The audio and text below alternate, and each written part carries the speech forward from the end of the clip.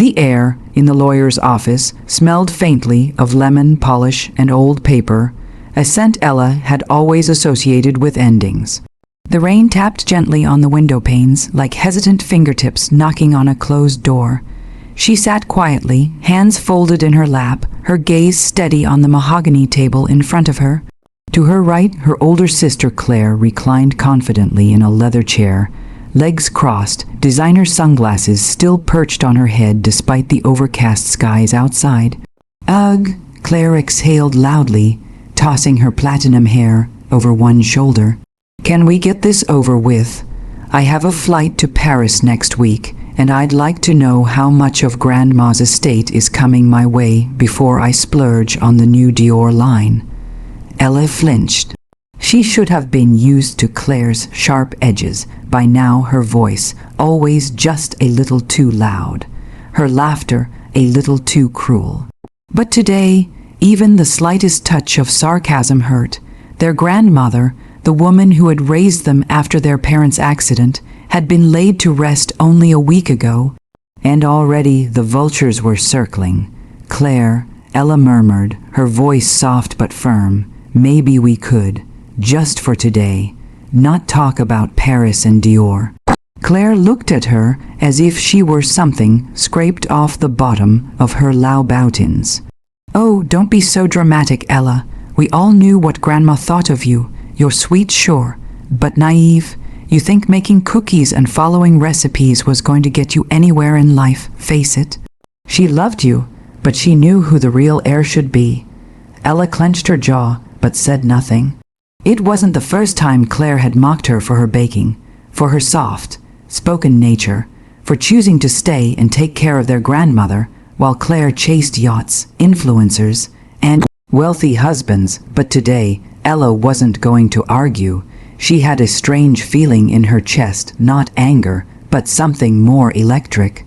A quiet knowing. The lawyer, Mr. Alcott, cleared his throat and adjusted his glasses. "Shall we begin?" Both sisters nodded.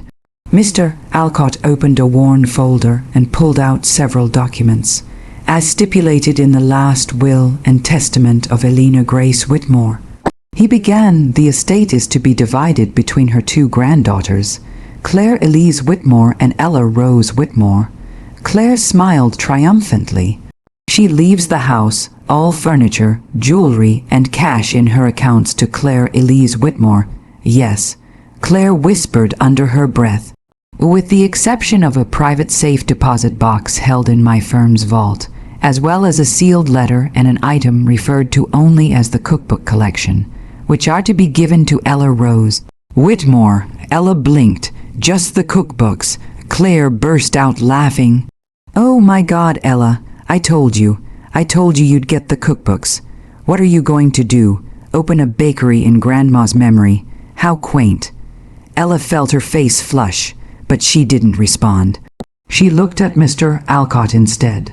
"May I see them?" "Of course," he said, reaching under the desk and pulling out a heavy, flat box wrapped in navy velvet, and a small envelope sealed with wax. He slid them across to Ella. "This was kept in our private vault at her request. She made it clear it was only to be opened in your presence, and only after her passing." Claire leaned over dramatically, peering at the box. "If there's a cake in there, I call dibs on the first slice." Ella ignored her and broke the seal on the envelope. Inside was a single sheet of cream stationery, written in their grandmother's delicate script. "My dearest Ella, if you're reading this, then I've finally joined your grandfather in that great garden in the sky. Don't let Claire's laughter get to you. She never understood that true treasure often comes dusted in flour and wrapped in stories. Inside the box is the first key. The rest is up to you to find. You always did have the heart to see what others miss. Trust your instincts and follow the recipes. With all my love." Grandma Ellie swallowed hard, her throat tightening with emotion. She lifted the velvet lid of the box. Inside lay a single, leather-bound cookbook, aged, its spine cracked, its pages yellowed. The front cover had no title, only her name handwritten in faded gold ink. Ella rose. Beside the book was a tiny wooden box. She opened it to find a small brass key, old and ornate, with a delicate rose etched into its bow. Claire rolled her eyes. Wow, a cookbook and a key. What's next? A treasure map hidden in a pie crust. But Ella wasn't listening. Her fingers trembled as she flipped open the first page of the book. Inside was more than recipes. There were journal entries, sketches, notes, and maps. Each recipe was paired with a memory, a place, a date. Some pages had strange markings, almost like coordinates. And one page had the same rose insignia as the key. Ella looked up slowly, her heart pounding. Grandma hadn't just left her a cookbook. She had left her a trail, a hidden path wrapped in sugar and secrets. The lawyer spoke again, breaking the silence. Miss Whitmore, Ella, I believe there is one more item. He reached into the drawer and pulled out a folded note. Your grandmother left instructions to take you to her old storage unit in the countryside. She specified only you were to be given access. Claire's mouth fell open. What a storage unit? She never told me about any storage unit. Mr. Alcott didn't even glance her way. She was very clear. This is Ella's alone. Claire stood up, her face red with disbelief. This is ridiculous. A cookbook and some junk in storage. Whatever, I don't have time for this nonsense. She grabbed her handbag and stormed out, heels clacking like gunshots on the polished floor. Ella remained seated, running her fingers over the spine of the book. Her hands smelled faintly of cinnamon and lemon, zest memories of Sundays in her grandmother's warm kitchen, the world outside forgotten. Miss Whitmore, Mr. Alcott said gently, I believe your grandmother left you more than anyone expected. Ella looked up, her eyes shining. Yes, I think she did. And deep in her bones, beneath the grief and the silence and the scent of old pages, Ella felt something stir. Not just inheritance, not just revenge, but a story waiting to rise. Like dough left quietly in the dark, about to become something extraordinary, the countryside had always felt like a dream, tucked away in a corner of the world where time seemed to slow. Rolling hills, golden in the afternoon light, stretched beyond the car window as Ella followed the directions Mr. Alcott had given her. She could almost hear her grandmother's voice in the breeze, soft, knowing, wrapped in honey and memory.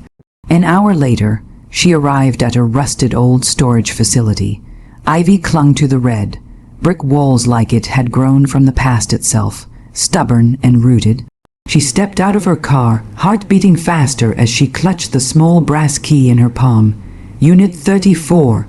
She found it tucked in the far corner, its metal door streaked with years of rain and sun. Taking a shaky breath, she inserted the key into the lock. It turned with a soft click. The door groaned open. Inside, the air was thick with dust and nostalgia.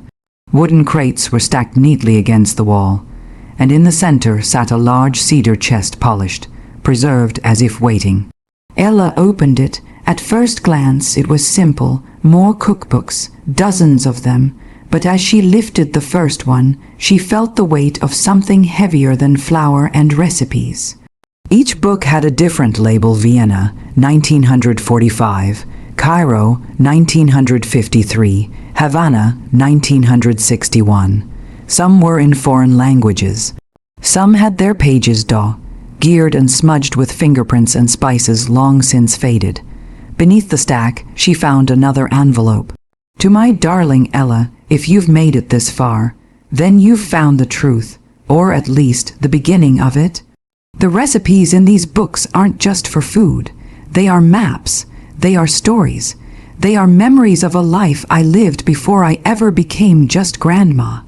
During the war, I wasn't only baking bread. I was working in the resistance. Diamonds smuggled in flour sacks. Secret codes written in vanilla extract on the backs of recipe cards. Men in suits tried to steal and destroy everything we built. I kept it all hidden until now. You, Ella, are the only one I trust to carry it forward. Because you listened, you learned, you watched when no one else did. The key you used is one of many, and the first real clue is baked into the recipe you know best. Lemon lavender scones. Follow the ingredients. But look beyond them. With love, Grandma Ellie pressed the letter to her chest, trembling. It didn't feel real, yet it was. Everything she had ever known about her grandmother was expanding, blooming into something far bigger than she could have imagined. And now she had a puzzle to solve. Back home, she pulled out the old cookbook with her name on the cover and flipped to the lemon lavender scones recipe. She had made it dozens of times. It had been her and Grandma's favorite, but now she read it with different eyes. 1 3/4 cups of flour, 2 tablespoons of dried lavender, 1/4 cup sugar, a pinch of salt, zest of 1 lemon, but next to the lemon zest instruction, something was written in tiny script, almost invisible unless tilted. Into the light, under the lemon, the first stone waits. Ella's breath caught. She opened her kitchen drawer and pulled out the old tin of dried lavender and lemon peels her grandmother had gifted her last Christmas. She remembered thinking it was sentimental, sweet if a little odd, but now she unscrewed the tin carefully, sifting through its contents. And there, wrapped in wax paper at the bottom, was a small, uncut stone, a diamond, rough, untouched. Hidden in plain sight. Her heart raced. The scone recipe wasn't just a recipe. It was a code, a literal breadcrumb trail. If this was real, how many others were hidden? How much had her grandmother left behind? The next few days passed in a blur. Ella barely slept. She combed through every recipe in the books from the storage unit, referencing notes, markings, and odd turns of phrase. The symbols matched with old letters tucked in the margins. Some even referenced banks, old accounts in Switzerland and Luxembourg. Each clue unlocked another. Each recipe wasn't just a dish. It was a message, a location, or a memory with hidden meaning. Claire, meanwhile, had gone dark until the inheritance papers were finalized. Then came the phone call. Ella, Claire's voice dripped with forced sweetness. Sue, I've been thinking. Maybe I was a bit harsh, you know, at the lawyer's office. Ella said nothing, stirring sugar into her tea. I think it's amazing, really, what Grandma left you. I mean, cookbooks, so personal, so vintage. We should go through them together sometime. Maybe open a cute little cafe in her name. I could handle the branding, and you could do your baking thing. Ella nearly laughed. Claire, once again, was trying to stick her manicured fingers into something she hadn't earned. No, thank you, Ella said simply. Grandma left me the books for a reason. A pause. Then a voice like a whip. You think you're better than me now, just because you found some dusty old recipes and a rock. Good luck selling cookies, Ella. And just like that, the call ended. But Ella wasn't angry, not really, because now she knew the truth about her grandmother. She knew the weight of trust. And she knew that Claire, for all her diamonds and dresses, had been left with nothing of real value. Ella wasn't just making desserts anymore. She was building a legacy. By the end of the week, she had opened 2 safety deposit boxes across town, each with different keys hidden in various recipe ingredients. Inside were bearer bonds, old war notes, even stock certificates in companies she didn't know her grandmother had invested in. The old woman had been more than a grandmother, more than a baker. She had been a strategist, a survivor, and a silent architect of wealth. And she had chosen Ella to carry it forward, not because she was loud, not because she was glamorous, but because she had listened. One night, as the autumn wind howled outside, Ella lit a candle in the kitchen and baked a fresh batch of lemon lavender scones. The scent filled the air, soft and sweet, just like she remembered. She set one on a plate and placed it next to her grandmother's old photograph. I found the first stone, she whispered, and she smiled, because now she understood. Every breadcrumb was a promise. Every recipe a path and revenge. Revenge was best served warm, with tea, trust, and just a hint of lemon. 6 months later, the soft chime of the bell above the bakery door was followed by a gust of chilled spring air and the hushed gasps of customers stepping into warmth, butter, and vanilla. The scent of fresh croissants and burnt sugar hung in the air like perfume, dancing with hints of cinnamon and heritage. Ella stood behind the glass counter, dressed in a simple linen apron embroidered with the word éclat, the name of her bakery empire, now spread across 3 cities and featured in a dozen glossy food magazines. The word meant brilliance in French, brilliance in flavor, in courage, in legacy, and in diamonds. Because tucked inside the beautifully renovated flagship store, which had once been a worn-down tea house on their grandmother's street, was a private room called the Vault, a glass showcase lined with rare, uncut stones and faded recipe pages. A quiet museum of the life Grandma had built in secret, now brought into the light. A tribute and a warning: never underestimate the quiet one. Claire hadn't spoken to Ella since the cookie call. Not until the week her credit cards started declining and her business class upgrades disappeared. She had spent the last of her inheritance on a quick fashion startup in Milan. High risk, high reward. The reward never came. When the bankruptcy hit, Ella had been one of the first to know. Not because Claire told her, but because Claire's name had shown up on a background check run by Ella's lawyer. Standard protocol before expanding a business license in California.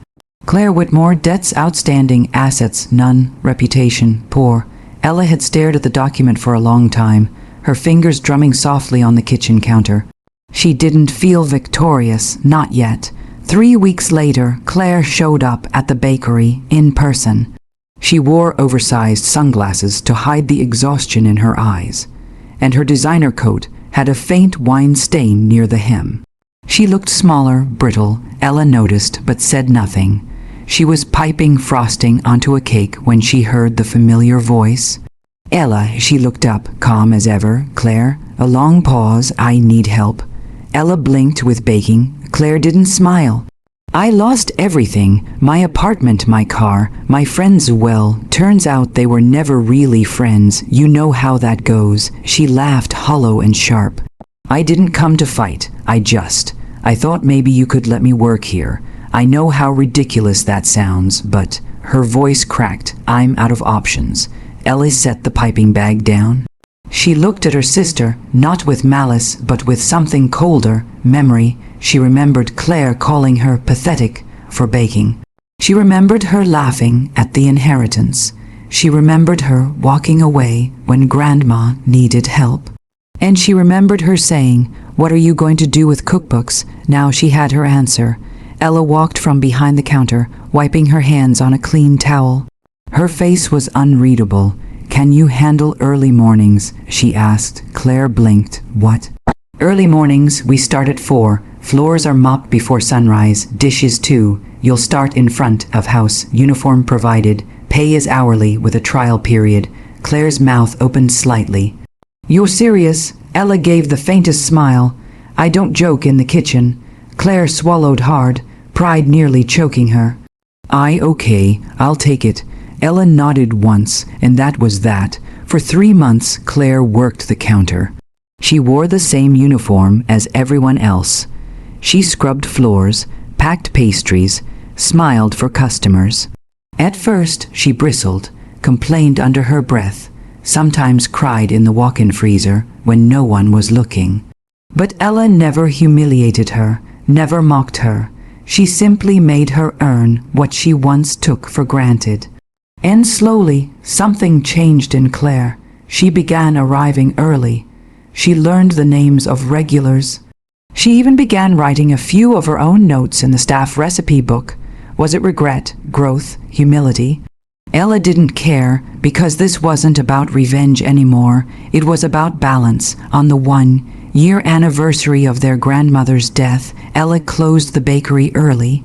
She invited only close friends, staff, and community members to a private memorial at the flagship store.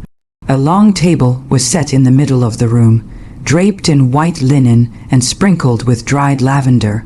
At the center sat the cake, lemon lavender, the original recipe, Grandma's favorite, but this time there was a twist.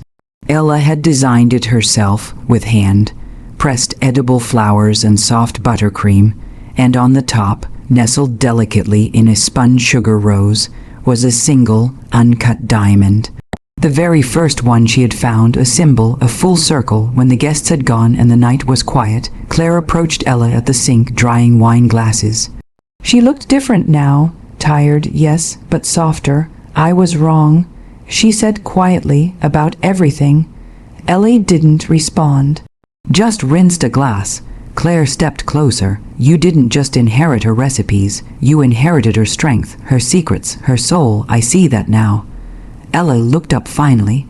She chose me because I chose her, she said, even when no one else did. Claire nodded slowly. I'm sorry, Ella. Ella looked at her for a long time. And then she smiled, not out of pity, not even forgiveness, but peace. You'll always have a place here. She said, as long as you understand you're not walking in as the heir anymore. You're walking in as someone trying to rebuild. Claire swallowed hard but nodded. Ella turned off the sink. The last light of the evening spilled in through the windows, warming the tiles. She stepped into the back kitchen, where flour dusted the air like snow, where old wooden spoons still carried the scent of sugar and cinnamon, and where one woman had once hidden a fortune in pies, pastries, and whispered stories. Ella picked up her grandmother's cookbook, now sealed in a glass case above the marble prep counter. The gold-dinked name still shone faintly. Ella rose. She whispered softly, "Thank you for believing in me." And as the oven chimed behind her and laughter rose from the front of the house, Ella finally understood some inherit riches. Some inherit power, but only a rare few inherit a legacy, and she had turned hers into the sweetest revenge.